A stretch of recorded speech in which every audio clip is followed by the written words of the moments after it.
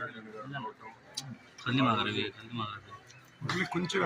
కంప్యూటర్లు ఇస్తానని ఏదైతే చెప్పారో, లైబ్రరీకి కావాల్సిన బుక్స్ ర్యాక్స్ కావాలని చెప్పారో 10 రోజులు తిరక్కముందే 25 కంప్యూటర్స్తో పాటు రివాల్వింగ్ చైర్స్తో పాటు ర్యాక్స్ బుక్స్ ఈరోజు పంపించి శారదా హై స్కూల్కి హ్యాండ్ ఓవర్ చేయడం జరిగింది.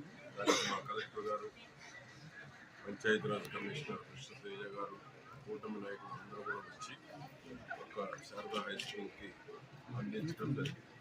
అంటే కమిట్మెంట్ ఉన్నటువంటి నాయకుడు అంటే పవన్ కళ్యాణ్ గారు చెప్పిన 10 రోజుల్లోనే ఇమ్మీడియట్గా వారి సొంత నిధులతోటి ఈరోజు ఇక్కడికి ఇవ్వటం, సుమారు 25 లక్షల రూపాయల విలువ కలిగినటువంటి కంప్యూటర్స్ కానీ, వీల్ చైర్స్ కానీ, బుక్స్ కానీ అందించడం జరిగింది.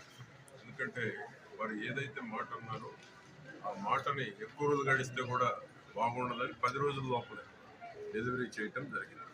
ఆ విధంగా మేము చిలకూరుపేట నియోజకవర్గం తరఫున శారదా హై స్కూల్ తరఫున పవన్ కళ్యాణ్ గారికి ప్రత్యేకంగా, అదేవిధంగా లోకేష్ బాబు నాయకత్వంలో కూడా విద్యలో సంస్కరణలు తీసుకొచ్చి ఈరోజు ఒక కొత్త ఒరవడి భవిష్యత్ పిల్లలకు ఉండాలి.